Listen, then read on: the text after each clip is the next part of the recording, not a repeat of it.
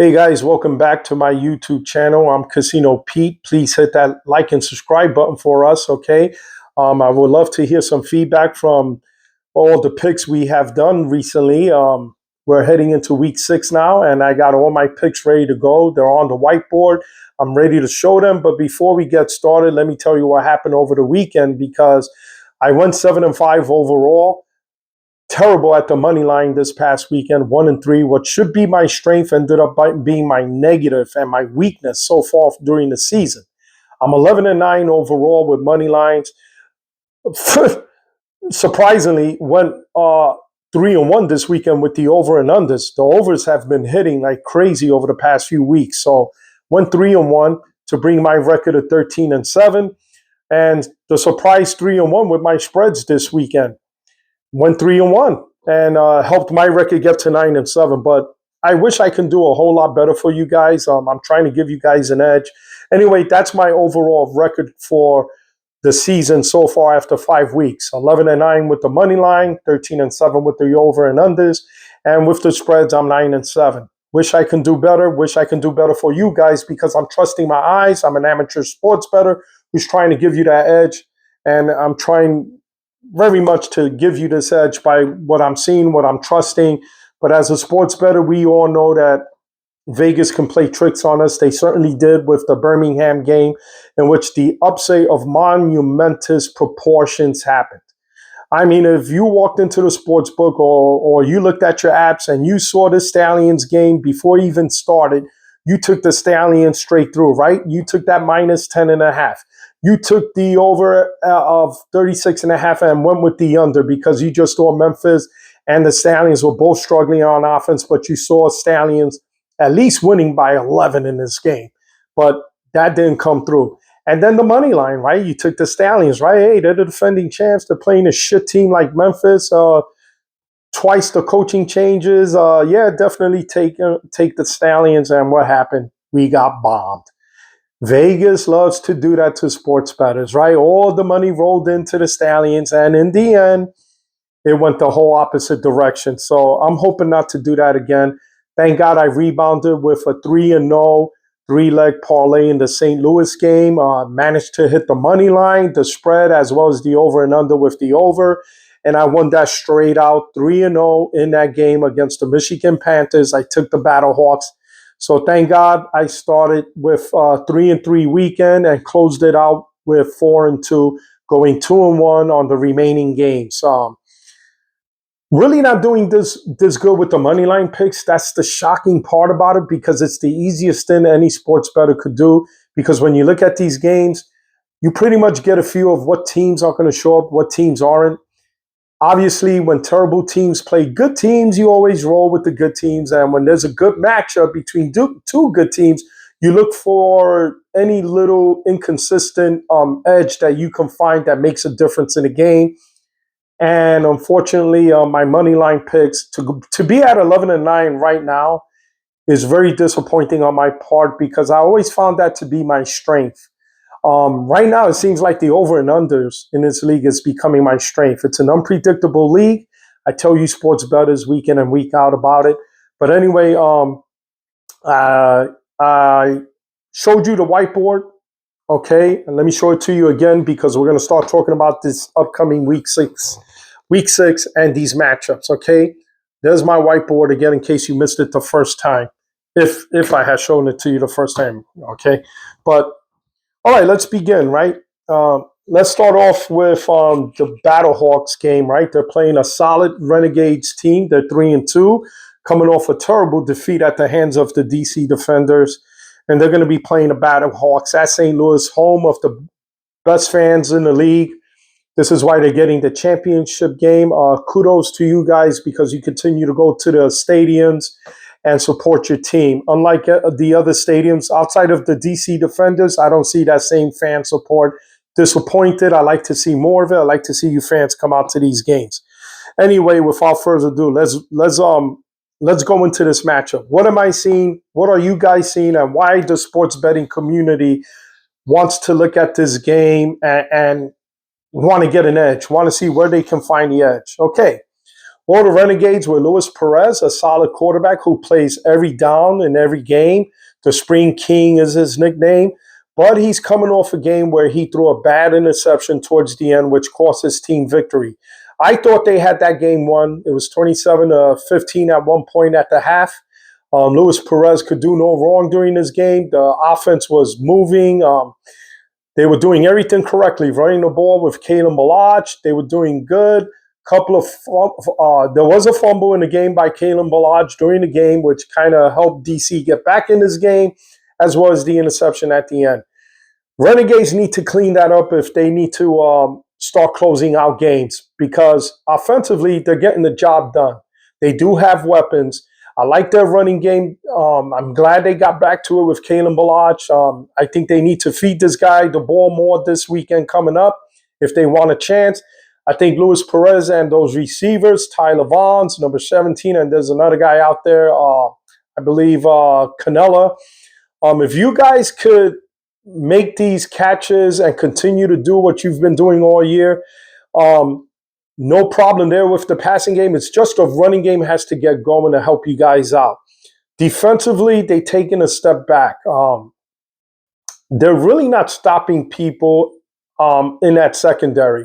I'm seeing a lot of big plays that they're giving up, whether it was last weekend and this weekend. They're giving up some big plays, and throughout the season, I've seen that. They need help in that secondary. They did make a couple of interceptions, these past 2 weekends, but it's still not enough to close out games. I need to see more from that defense. The big playability by DC pretty much cost them this game. Those wide receivers were running free for DC this past weekend. And you can't do that against St. Louis because the return of Hakeem Butler, their playmaking wide receiver, is back from hamstring injury. He had a big game against Michigan and their defense. That's one hell of a wide receiver St. Louis got. They paired him up with a couple of other talented players like Jacob Sellers, Jackson, and guys like that. They did a little bit of trickery where Jackson took a pitch, looked like he was going to run. He stopped, got pressured, laid up the ball there for Hakeem, who came down with it. Beautiful call, beautiful play, great trickery. That helped the offense. Max Duggan looks like he's coming around and using his legs and the weapons he has around him, including Jacob Sailors, who's great out of the backfield. I like to see more of him running. But this is going to be one hell of a game. I'm moneylining the Battlehawks, not by, I'm moneylining them because they're playing at home, and that's where I'm going to find the edge as well. With that great crowd they got, I love that Anthony Beck throughout the game was like, come on, people, come on, people, come on. And you guys came through for Anthony Beck and your home team. So the crowd is an edge as well. But I just think that the Battlehawks have enough offense to pull this game out. As far as the over and under, I think it's going to be there as another yet high-scoring game. Could be similar to the 32-27 game we saw the Battlehawks win against that tough Michigan defense. Okay, so I do see this game going on the over.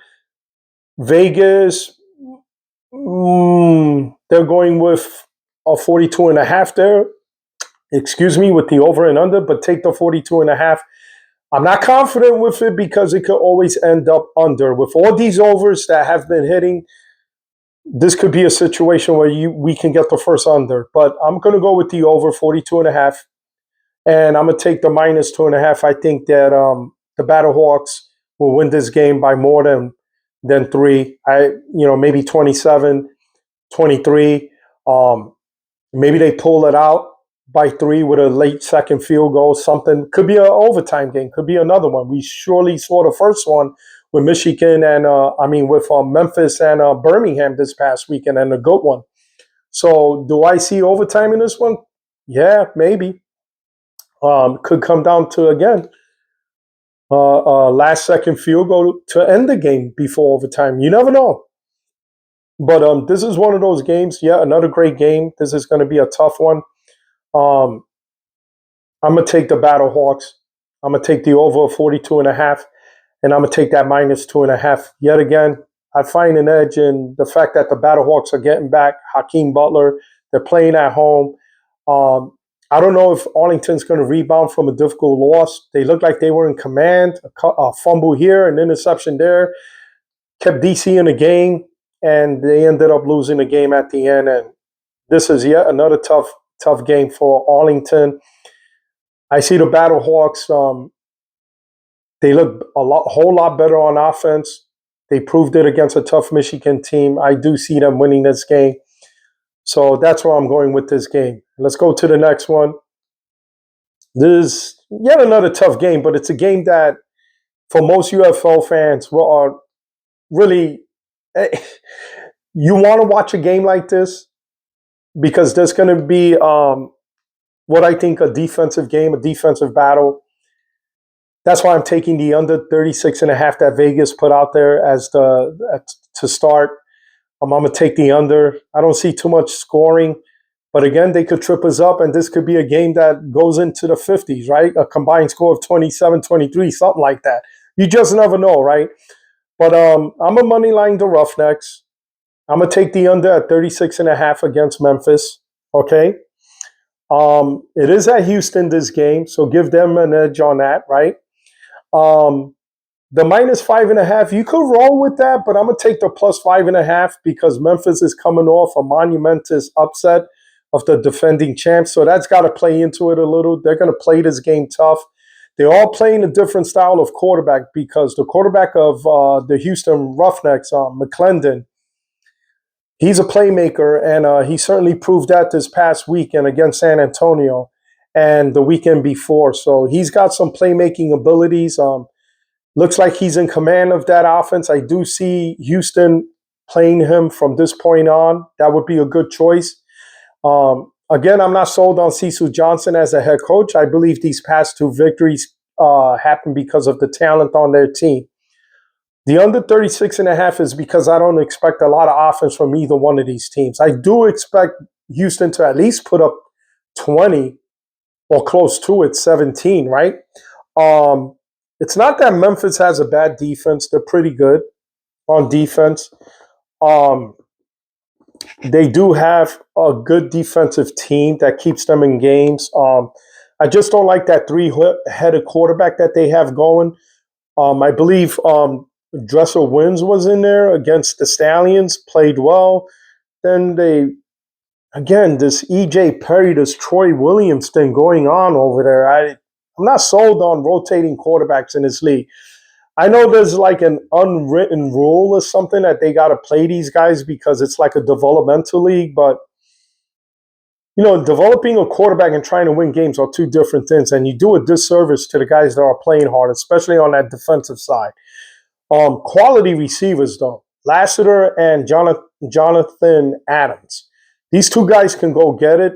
Jonathan Adams himself is one of the best receivers in the league. At one point was leading the league in yardage. Okay, don't know if he's still up there in stats, but if they continue this rotation of quarterbacks, there's never going to be continuity between him and EJ or Troy Williams or Wins. And you can see his playmaking ability in the beginning of the game against the Stallions, right?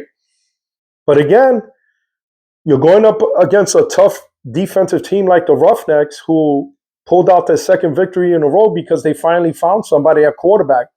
They got a good, decent running back in Saquandre White, who's a playmaker in itself. So does Memphis. Memphis has Deneric Prince, but they don't run him enough. I think they should start thinking about that, especially in a game like this. I think the run's going to play into this game. That's why I'm taking the under. So I got the Roughnecks money line, the under at 36.5, and then I got the +5.5 for Memphis to hang in there, even though they're going to lose. But yet again, at -5.5, I thought was too high. I don't know. They're all risky at this point, right? In a game like this, what are you going to expect?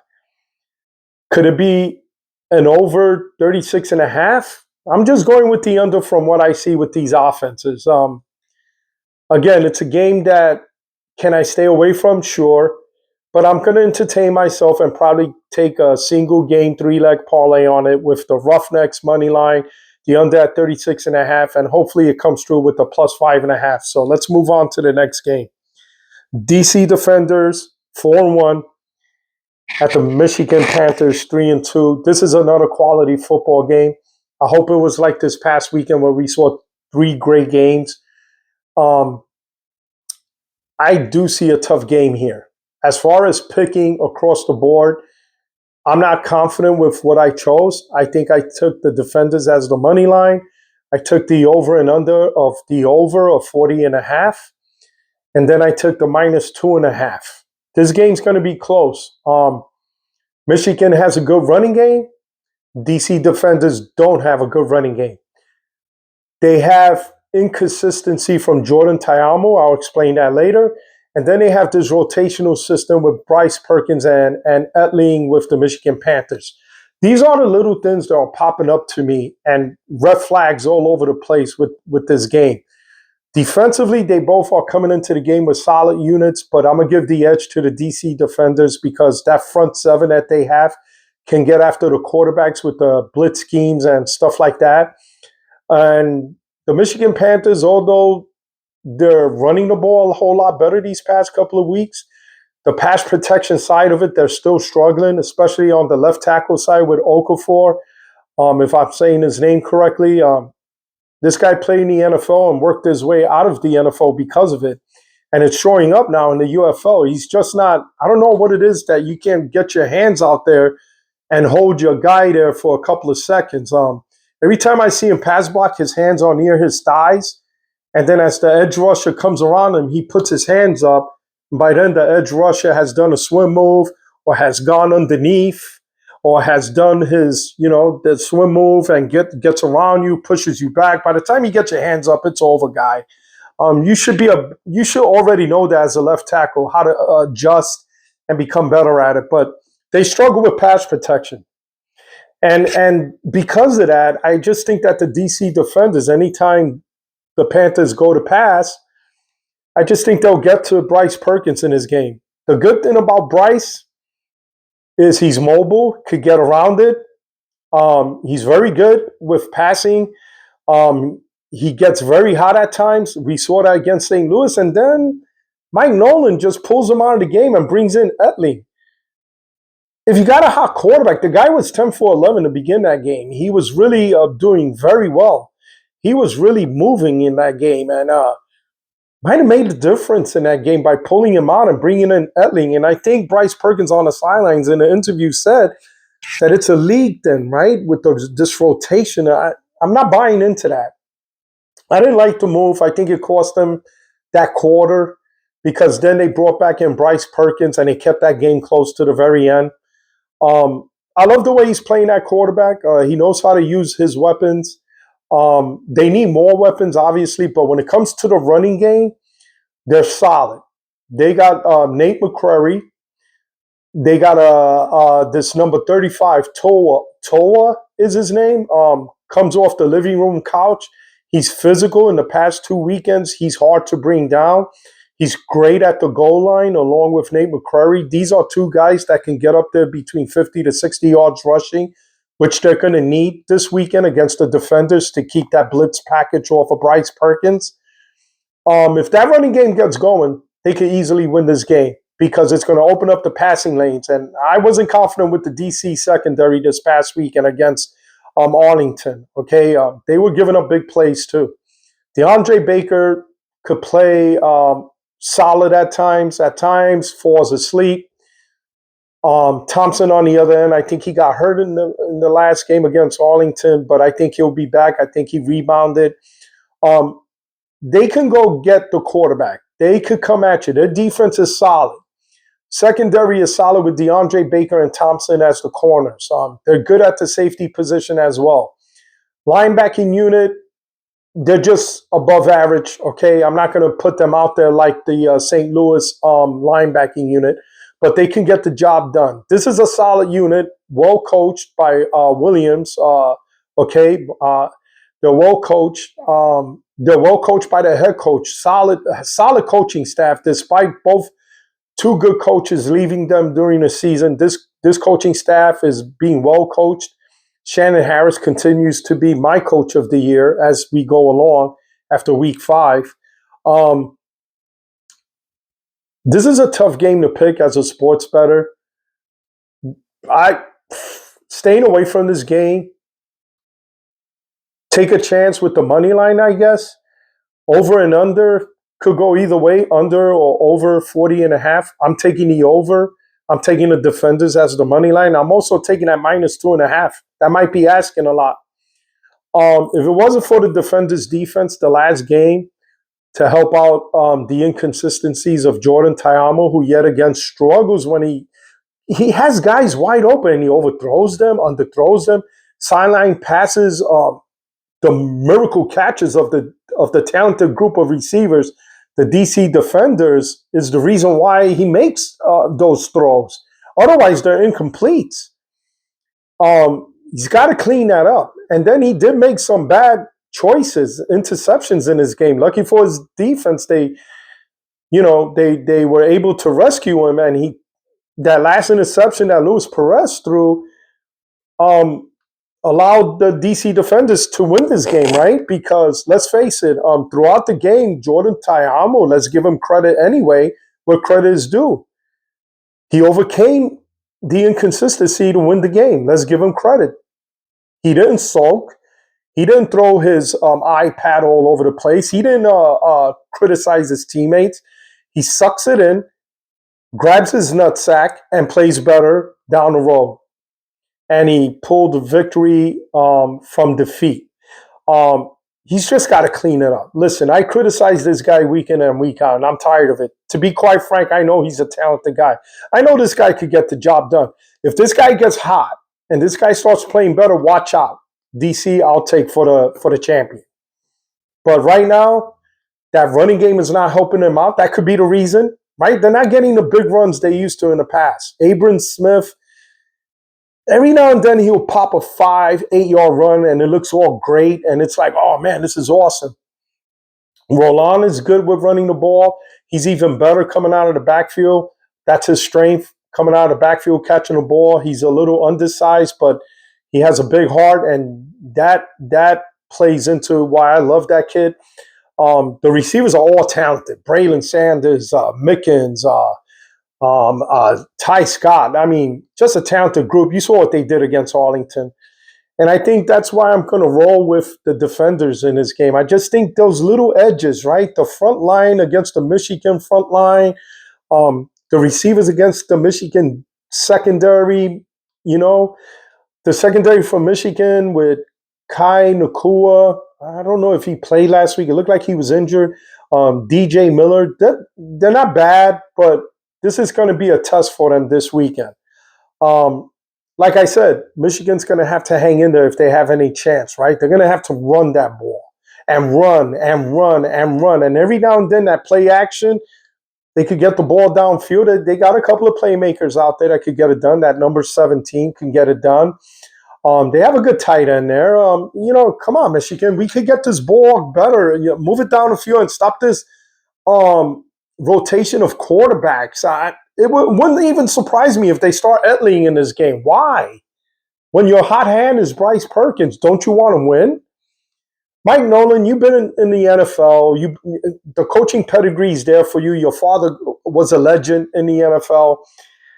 Let's see you put your mindset in the place it belongs. We know you want to play Bryce Perkins.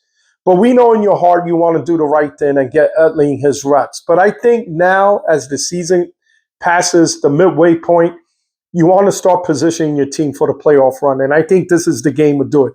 If you start Bryce Perkins all the way through and you get that running game all the way through and the defense plays the way they know how to play because they're solid, they're not that bad, you could come out with an upset this weekend. And I wouldn't even call it an upset. I would call it for what it is. You could win this game.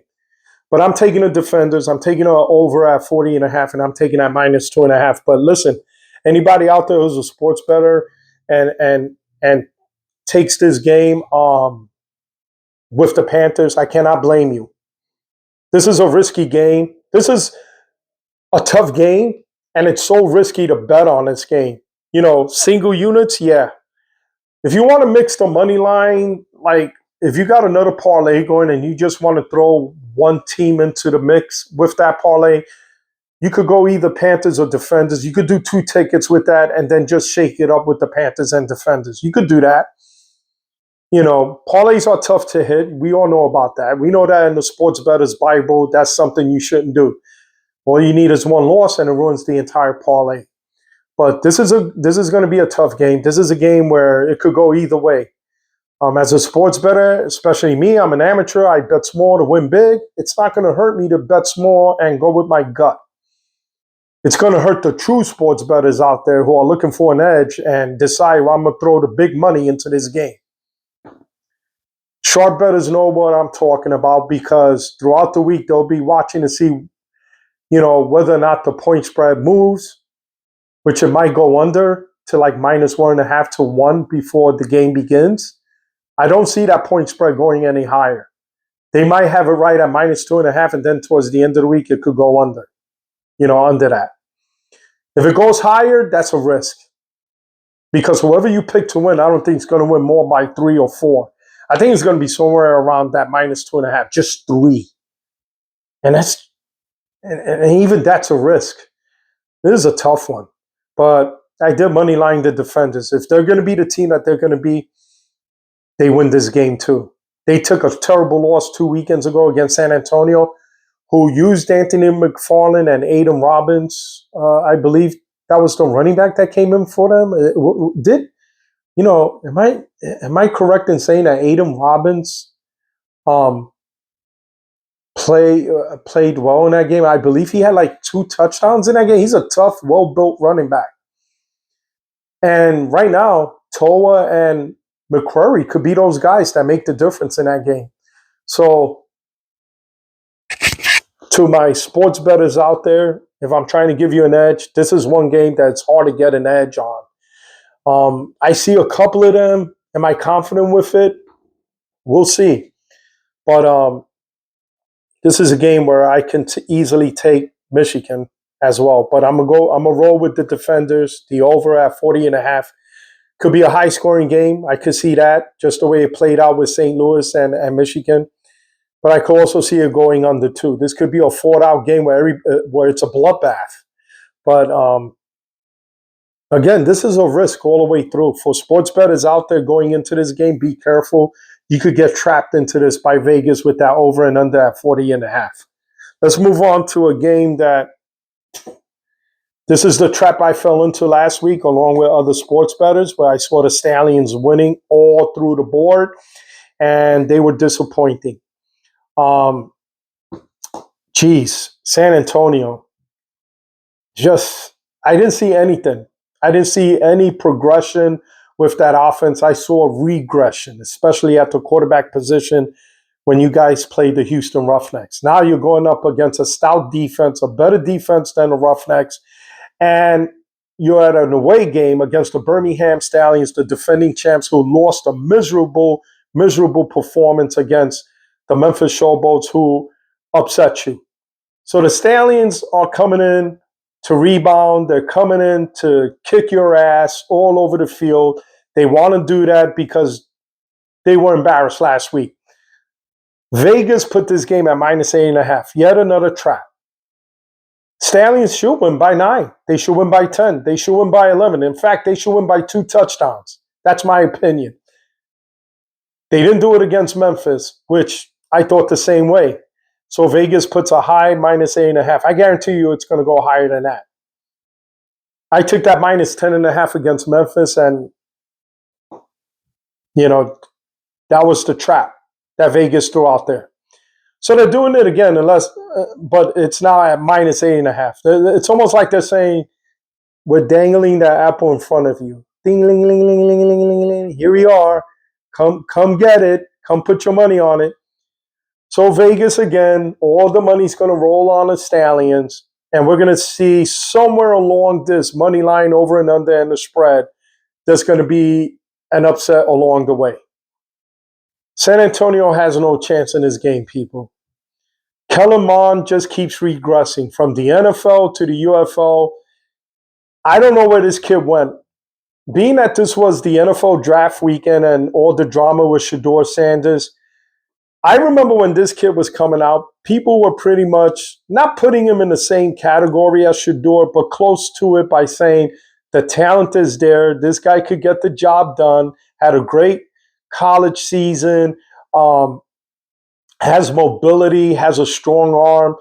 If he goes to the right team, will really take the next step for that team. It didn't happen. And he went to the right team, the Minnesota Vikings, who were looking to upgrade that position, and it just never happened. And then he bounced to another team, finally ending up in the UFL. Okay, here's the deal. Kellen Mond is too talented to be playing the way he is, whether that's a play call thing or just the fact that he's been regressing since his NFL days. I'm really disappointed in him. I expect him more, especially at this level. I'm not saying that the quality of football is worse. All I'm saying is you came into this league to improve on developing into the quarterback that we know you can be, and yet you're regressing. You had that 1 week last weekend where I thought, ooh, I see major improvement. Maybe he's coming out of his shell. And then you flatlined against a good defense, but it was the Houston Roughnecks. And you flatlined. And now your backup is going to play. Guarandino, who looked like he had some pep, looked like he had better command of the offense. Couple of key drops against Houston where the receivers let him down, but Guarandino is probably going to be the quarterback. If not, you start again, Kellen. Show me something, but the inconsistency you have been showing doesn't warrant you to start next weekend's game. I'd be shocked if you start, but if you do, this would be a game to show me something, but I just don't see it. San Antonio's offense is going backwards. I thought that it was going to move forward after the upset against DC. Peyton Pardee, who I like as a coach, pretty much knew how to center his offense around Anthony McFarland. Don't know what happened in this game, why you're not utilizing your tight ends as much. You do have a good receiver in Kirkland. Your other receivers aren't stepping up. Don't know what's going on with that, especially number 16. You got to catch those footballs that are coming to you. You got to run under it and stop diving. You're making these crazy catches, but yet the ones that you should be really making, you're dropping them. Or just flat out, it's going through your hands. You got to do better. You got to do better. Kirkland is their wideout, their key player. You gotta show me something, San Antonio. I'm not seeing you guys getting more than 10 points in this game. That's why I'm taking the under at 37.5. I think all the points are going to come from the Stallions. Your defense is not making plays, San Antonio. Your defense seems like they're playing okay, but they're not making the big play to get you guys momentum in the game or to give you back the ball to your offense. So it's going both ways with this team. I'm starting to think that maybe they are the worst team in the league. Which is sad to say because they were in the championship game last year. It could be the coaching change. Wade Phillips had I don't know if he resigned, but he took a leave of absence. I think it's a health issue. I hope he gets better. I pray for you, Wade. Solid coach, great NFL coach, and a great coach and human being altogether. That's why I always hear players will run for the wall for this guy. They could run for the wall for Peyton. They could run for the wall for him. He's a good coach. I like his attitude. I like the fire. I saw the way he coached the previous weekend. I saw something in him. Don't know what happened. Maybe they were coming off that high and maybe they read into their news clippings. Maybe they thought they were better who they were, and then the Roughnecks put out a can of whip ass on them. And it was a bad showing. 27-3 is not good for the UFL. It's not a game I really like to tune into. It makes me upset that there's games like this going on in the UFL, considering that the UFL had 3 great games before it to end the weekend with this, with the game I saw, the beatdown San Antonio took from Houston. And now you're asking them to what? Upset the Stallions? Imagine that. 2 consecutive weeks of 2 of the worst teams in the league beating up on the Stallions. If that happens, you could forget me money lining the Stallions ever again. And from what I'm getting from Birmingham with this sluggish offense, I don't know what's going on. There's just too much talent. Marlon Williams, Deion Kane, Omari Rogers, Jay Sternberger at the receiving positions. What's going on? The running back, CJ Marable, Pearsall. No running game to speak of? What's going on? The quarterback play. You got to go up tempo to see the best of Matt Corral. But if you're not going up tempo, you're not seeing nothing else. So maybe his strength is being on a wide open offense, like he did with Ole Miss when Jackson Dart was, I believe, his backup. Jackson Dart, by the way, first round pick this past weekend. Matt Corral was in that same position and talk a couple of seasons ago. I believe he went in the second or third round. Didn't work out for him, but he's young enough to get back into the NFL. So I like to see more consistent play at his position. I really do. I do believe Matt Corral and Max Duggan are two young quarterbacks that should find their way back into the NFL because they're really talented guys. As far as this game, I think this is a Matt Corral game where you should be putting up some points. You should be able to beat up on this team. Look how McClendon treated that San Antonio defense. I'm sure, Matt, you're at the same level as McClendon. You got a good pair of wheels. You could be mobile. I think maybe going up tempo is the move for this game. You don't want to be hanging. You don't want San Antonio to hang around this game like Memphis did and then beat you at the end. Can it happen? I hope not, because that means I'll go 0-3 again. I got them as the money line, the Stallions. I got them as the under 37.5, but this could be a trap for me because that's what Vegas is expecting, and they'll sucker us into taking the under, and then it becomes an over. I'm taking the minus 8.5, yet I'm going to be that sucker again. If you can't spot the sucker, you're the sucker. And yet I got suckered into this bet. They dangled it like an apple in front of me. Go take a bite, buddy. Go put your money where your mouth is. Go take that minus 8.5 if you think you're that tough of a sports bettor. They're messing with me along with everybody else that's going into the sports book as well as the apps. I told you about the unpredictability of this league. I told you about the coaching changes. Also talk to you about the turnovers on rosters. And yet here it is again, minus 8.5. Minus 8.5. That's crazy, guys. That's just nuts. That's crazy, right? You know, you look at this game and you're like, how? How could the Stallions possibly lose this game? I thought the same thing against Memphis Showboats. How did that turn out for me? 0-3 in my 3-leg, 1-game parlay. Went 0-3. I'm sure a lot of you did. I'm sure a lot of you were mad at me. Like, I believe in you, Casino Pete. I believe in you. But you let us down, man. How the hell? I rolled with you. I went 7-5 the entire weekend. The only success I had was that 3-0 game between the Michigan Panthers at the St. Louis Battlehawks. I managed to pick it all through with the Battlehawks, the over and under, the money line, the minus. That's what came through for me this weekend. Other than that, nothing. You know, I went 2-1 with the other two games, but that 0-3 stands out. And yet here we are again, back-to-back shit teams playing the Stallions. Stallions shouldn't be 3-2. To be quite honest, they should be 4-1. I don't like the way the Stallions are playing on offense. Skip Holtz is doing the play calling, trying to help out Matt Corral, I guess. But Matt Corral, you're too experienced to be constantly looking over that sideline for help. You know what you see. You're gonna be that man. You want back in the NFL? Take command of this offense and show me something. This is a game where I don't want to see you calling stupid timeouts.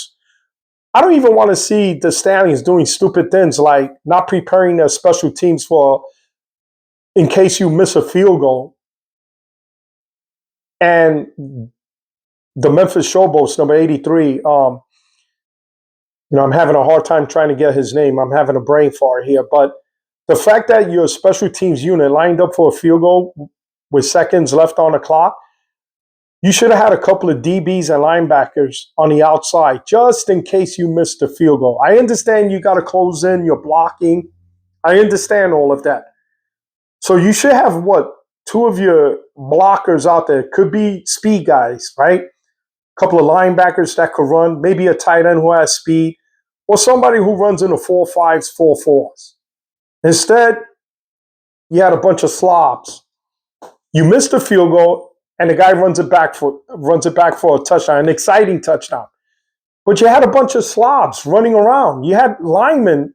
You expect offensive linemen to try to tackle a diminutive speedster? That's why Memphis won that game, because they outcoached you, straight up. You knew that you had seconds left. You prepared your special teams during the week, just in case we are in a situation where we got to make a last-second field goal to win a game, or last-second field goal to stay in the game. I want to have these guys in formation just in case. Always have a backup plan. That's coaching 101 for you Stallions. And I'm sure the head coach agrees with me. And I'm sure he said to himself, we fucked that up.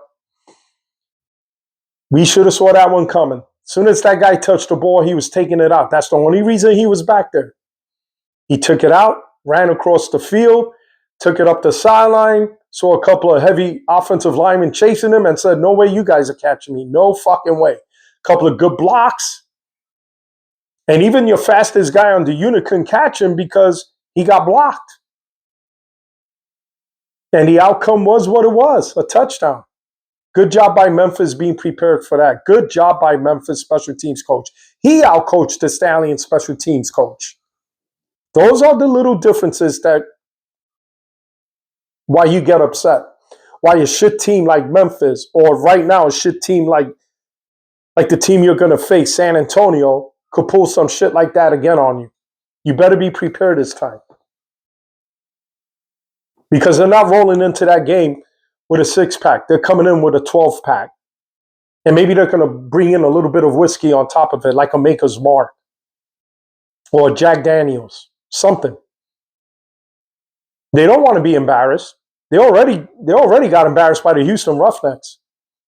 They got their asses chewed out, of course, afterwards and probably during the game. The film room is crowded right now. Everybody's wide awake. There's no falling asleep.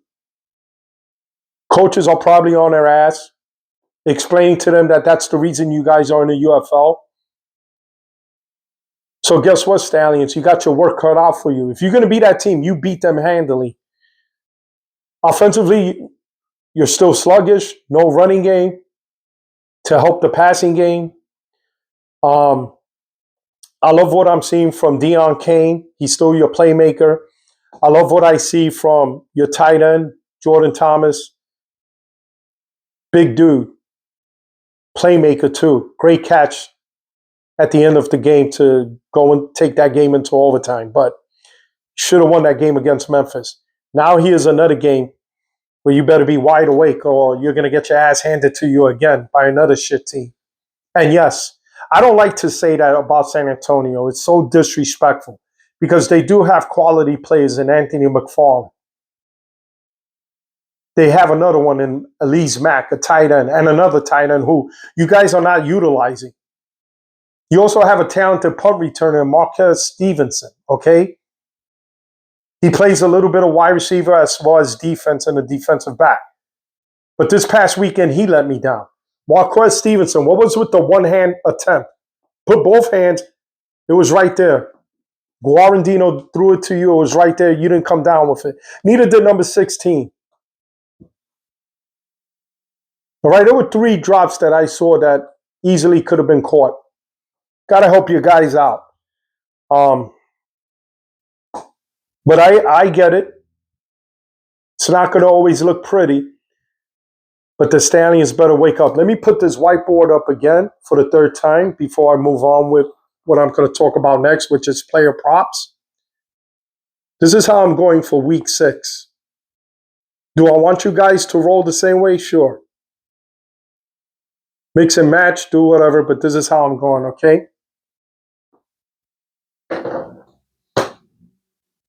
Now, with that said, what type of player props I'm looking at? Well, when it comes to quarterback play, don't stick with teams that like rotating quarterbacks.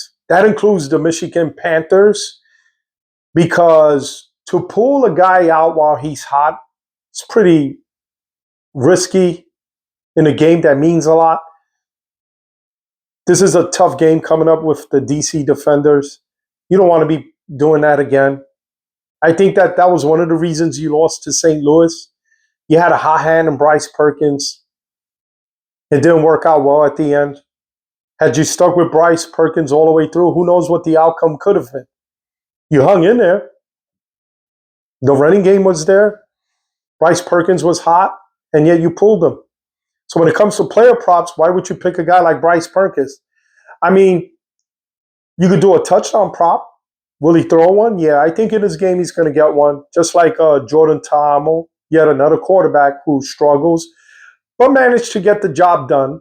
He has a plethora of wide receivers, talented ones. Mickens, Braylon Sanders, Ty Scott, their tight end.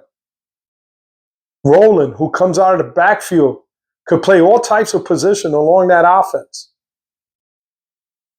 Talented receivers all across the board, talented group. It's why Jordan Ta'amu leads the league in passing yardage. But the consistency is just not there. Sometimes he will make bad throws over a guy's head who's wide open. We saw that in a crucial game 2 weekends ago where he lost. Guy was wide open in the corner of the end zone. Yet he panicked and overthrew a guy who was double covered in the back of the end zone. Those are the inconsistencies that keep popping up. We saw it also in the Arlington game where he overthrew wide open receivers and underthrew them. Threw a bad pick. It all looked doomed for Jordan in that game. And by miracle, the defense made a couple of turnovers, kept them in the game. And to Jordan's credit, he came through. Sometimes the talent comes out at the right time. And to his credit, he came through. So in this game, you got a battle of two guys where for player props, Jordan plays mostly all through the game. So if I'm looking for player props, I look for passing yardage because they don't have a running game. So I'm staying away from the running backs. So passing yardage, yeah, I could look for 225 plus yards. They're all going to play a tougher defensive team. Could be a close game depending on how Michigan runs the ball this weekend. Those two guys are going to run the ball for Michigan are definite player props for me. I definitely see Toa and Nate McCrary being a big part of this game plan. I do see them getting touches. I do see them maybe getting 50 to 60 yards each. Look at the prop lines correctly. Maybe take them under 50 for both. But they're going to get somewhere between 30 and 40, depending how Michigan uses it. They are a good running football team. Pass protection, I don't think Perkins is going to be around the 200. Well, listen, he might get 200 if they play him all through. If they do that rotation shit with Etling, if Mike Nolan does that again, player props for Bryce Perkins could be around 200 yards, maybe. Not confident with that. Will he throw a touchdown pass in this game? I see that happening. He could even run for one. But I'm going to stick with the touchdown. I'm not going to go with the passing yardage prop because of the rotation thing they got going. Running-wise, the two good running backs, I could look for them to get 40-plus rushing yards, each of them. Even a touchdown for the running backs. You know, they're both good around the goal line. For the defenders, nah. Let me see. Let's go Battlehawks. Player props in that game, right? You got the Renegades at the Battlehawks. Good game. Looking forward to that. Luis Perez, yeah, he would be a good player prop. Touchdown pass on that guy. 220 plus yards on that guy. Be careful with the props. They could go as high as 250. If it does, it's risky, but I like the fact that he could throw a touchdown pass. I like that. Receivers on that team, Tyler Vaughns, can get you props, maybe 30 yards receiving. The other kid, maybe also 30 yards. Canelo somewhere around 20 yards. You could get a touchdown from either one of those guys, receiving. But again, it all depends on the Battlehawks and how they're going to, play Luis Perez this weekend. Running back wise, I like Kalen Ballage as a prop for a touchdown. I like him to be yet around the 40, 50-yard mark. He could get more than that. We've seen it. Quality running back as far as player prop. Going over to the Battlehawks, we know what Max Duggan could do. Player prop, maybe around 20 yards rushing. He's very mobile. He definitely went over the player props in the first quarter in that Michigan game with rushing. Passing wise, maybe a little under 200 yards in this game, right? Because of his mobility, the run could take away chances of getting those yardages up. So I would go with rushing yards instead of passing yards. If it's under 200, you just got to figure it out. Will he throw a touchdown pass? Oh, hell yeah. Now that this guy's return, Hakeem Butler, makes the passing game a little bit better. Sutherland, right, at tight end. Jackson at wide receiver as well. Yeah, I could definitely see a player prop for Max Duggan and Hakeem Butler, who, burned it up last week. Guy's a talented wide receiver and a big guy too. And he could get the job done. I hope he's 100% with his hamstring, could make it easier for the player props. But now that he's back, he would be a good player prop. Maybe get over 100 yards receiving, maybe around 3 to 4 catches in his game, right? What's the other game? I'm looking around. We spoke about the Memphis Showboats. All right, we spoke about the fact that they're going to play the Roughnecks. Roughnecks with McClendon at quarterback. He should be a good prop. He looks like a guy that's going to play all the way through, running and throwing. I do see one touchdown of each. So Quandre Wright would be a good guy to take as a player prop. Rushing, maybe not, but maybe total scrimmage yards, like somewhere around 40 or 50. Okay. With Memphis, Jonathan Adams, he's good for like 40 to 50 yards a game. Terrific receiver, got great hands. Probably catching 3 to 4 passes along with Lassiter, 2 guys that could get it done. But that rotational of quarterbacks, I won't put any props on their quarterbacks. Deneric Prince doesn't get enough carries to warrant high rushing yards, maybe a touchdown. All right, so I stay away from the quarterbacks for the Memphis Showboats.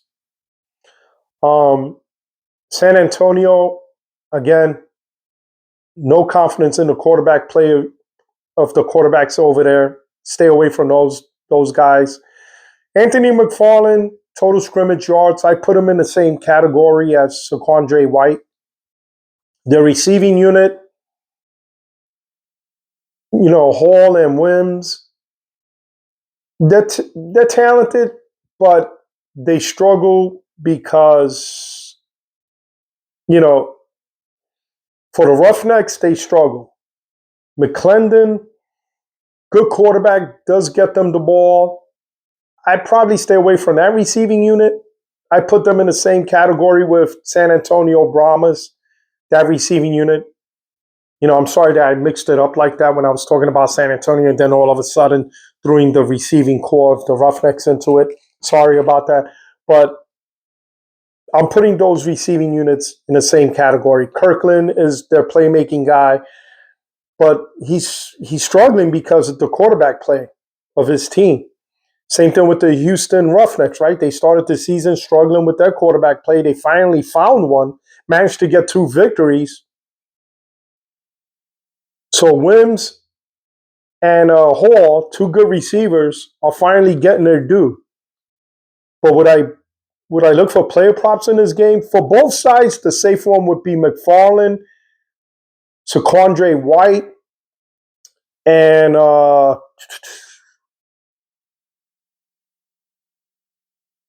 I would say Wims. But Again, when it comes to, I'm talking player props. I'm not talking about the individual games, although I mixed it up a little bit confusing because San Antonio is not playing the Roughnecks this weekend. They're playing the Stallions. But I'm trying to make comparisons, and I'm sorry that I'm confusing you guys that way, right? Because I spoke about the Memphis Showboats and the Roughnecks earlier, so I'm sorry about that mix-up, right? Because we're talking player props. Now, Stallions, Matt Corral plays throughout the whole game. 200 plus yards would be safe. I don't know about 220. Maybe he goes below that, but they do have Deion Kane, Marlon Williams. They do have Jordan Davis at tight end. They do have Amari Rodgers, but those guys don't really go high up in yardage receiving wise. It would be Deion Kane for me. Be careful around his props. If it's around 50 or 60, he is a big play receiver and he could get to that. 3 catches a game, definitely, 3 plus. The running game, stay away from those 2 guys. They're not going to give you nothing. Matt Corral and Deion Kane are 2 player props I would look at, only because they're the playmakers on their team. Jordan Davis, he's good for 2 or 3 catches too in a game. I've been noticing that. And he's becoming a big play tight end. But anyway, that's where I'm at right now with this game. With this player prop. All right. The matchups obviously will determine what type of player props you're looking for. So you guys are better than me in this. When it comes to the NFL, I do a whole lot better because there's consistent play. There's no rotation of quarterbacks. There's no, we're going to use this running back in the first series. We're going to use the other running back in the second series. And I get it. It's a developmental league as well. It's the UFL. I told you in other videos, it's an unpredictable league. But as a sports bettor, stay minimum to win big. Bet small to win big. If you have a lot of money and you're willing to throw that money around in games like this, that's a risk you're taking. I wouldn't recommend it. You could do that for other sports. You got the NBA going on, baseball going on, better sports to bet on than the UFL. But when it comes to the UFO, it's an unpredictable league with huge turnover on coaches and huge turnover on rosters. That's what you got to factor in. Rotations at quarterback positions, even at the skill positions, receivers and running backs. Every now and then, certain groups of receivers come in, certain groups come out. That's just the way it is in leagues like this. And you just have to do your best to figure out which is the best way to go. And right now, the way I'm looking at it, those would be the player props that I can trust. But I'm not telling you to take these guys. All I'm telling you is these are the guys I would trust. It's just a matter of what the betting odds are with what they're planning to get. How many rushing yards, how many receiving yards, how many touchdowns, how many quarterback yards, passing yards. It's stuff like that I don't trust in the UFL. If this was the NFL, I will automatically know which guys I could depend on week in, week out. UFO is different, man. I would prefer you guys, like I said, I'm trying to give you guys the edge. I'm trying to give you guys something that when you look at your sports app or you go to your local casino to the sports book, you guys are ready to roll. You guys know what you're seeing, what you're trusting. Even though Casino Pete gives you this edge for free, you still have to listen. You still have to take into consideration. I'm not always 100% right. I never will be. Okay. I'm not those guys that will flash money in front of your face and say, I win 70 to 90% of the time. That's bullshit. No one does that. The greatest bettor of all time, Billy Walters, only won 57% of the time. If you don't believe me, go read his fucking book and he'll tell you. And he was a great one. This guy made a living off his sports betting. Okay. And he was hitting 57% of the time. And he had knowledge, he had computers, he had people working for him. And he was still hitting 57% of the time. I'm not even close to that. Like I said, I went 7-5 this past weekend. Just a little above 500. I went 11-9 overall on the money line. Money line, of all things. Money line should be the easiest. All you're doing is just picking which team's going to win. And I couldn't even do that right. I went 1-3. I did well with the over and unders. Surprisingly, 13-7 overall for the season.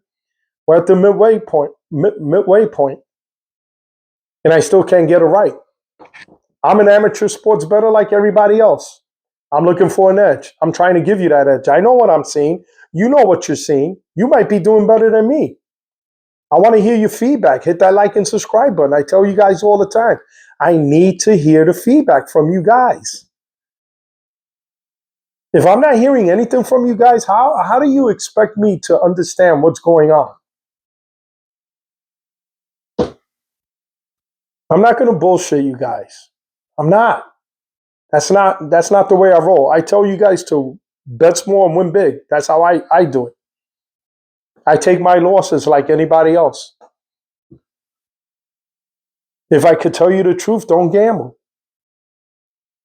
Straight up, don't gamble. Don't even bother with this bullshit of sports apps, sports betting at casinos with sports books, or even table games or slot machines. Just don't do it.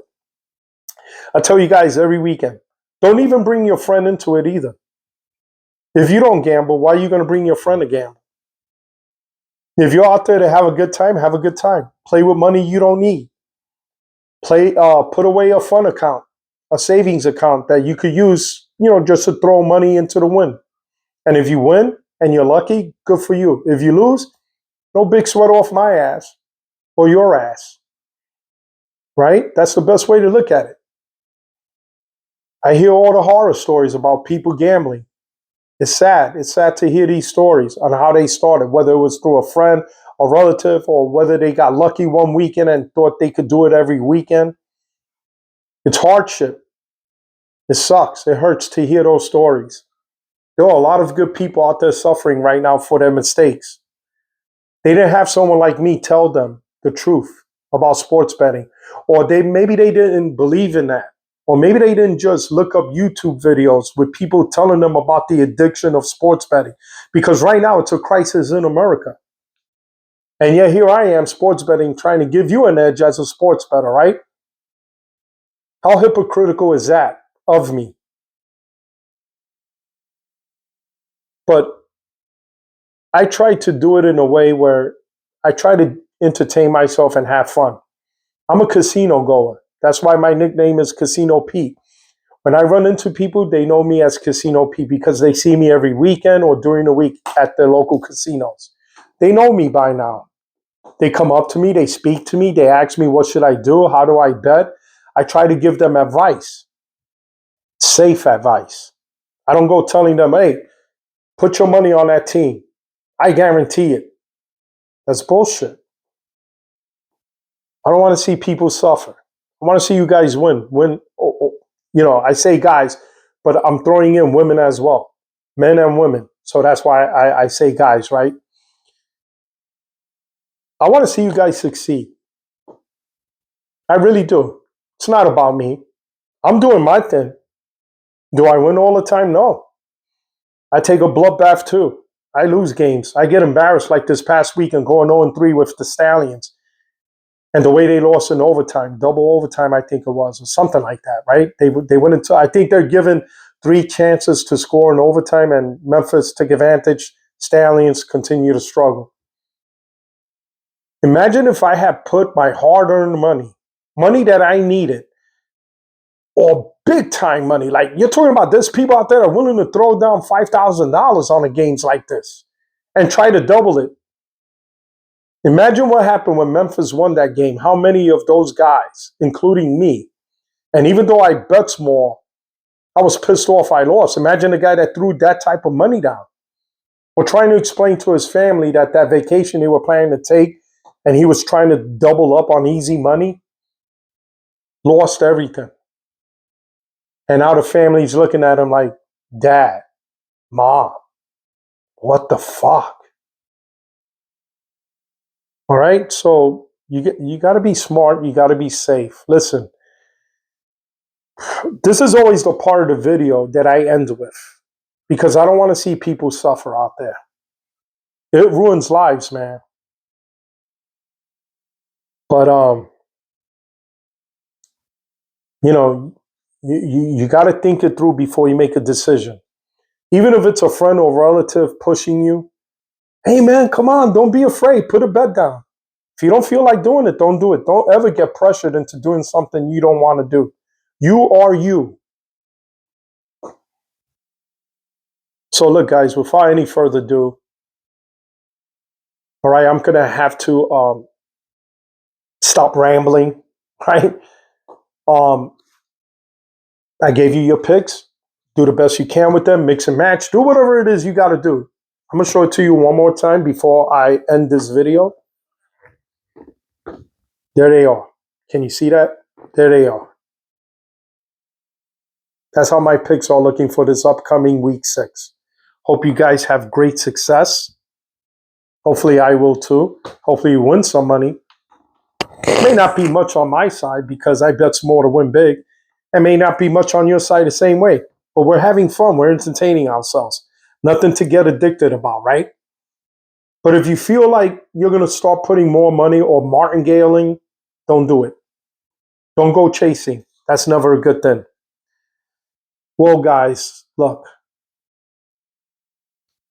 I want you guys to succeed. I want you to hit that like and subscribe button for the 13th time. Okay, that I'm telling you. All right. It is because I want to hear feedback. I really do. I'm glad that you tuned in too. I really am. I'm glad that you tuned in. I love when you guys look at my videos because I try to give you some knowledge of the game. But you could get that at any YouTube video or channel or any podcast or anything you look at. You can find the edge on anything. But I'm trying to give you this for free. It doesn't hurt. You don't have to go paying somebody to give you the picks. You could do that on your own. I'm tired of hearing of guys saying, yeah, come pick with me. I know what I'm talking about. I am the guru of sports winning. Come on. I don't even do that. I'm not no guru. I'm not no icon. I'm not a sports betting monster. I'm just your average Joe that hits a 6-pack on a weekend and enjoys the game. Just like this last weekend was a football fantasy for me, watching the draft and watching UFO games. Oh, that was awesome. That was awesome. It was a football dream. Well, I'm giving you the edge, giving you the picks for nothing, telling you what player props you should stick with, and hopefully you guys capitalize. Anyway, for Casino Pete, hit that like and subscribe button. Thank you for tuning in. And I hope to see you guys next time.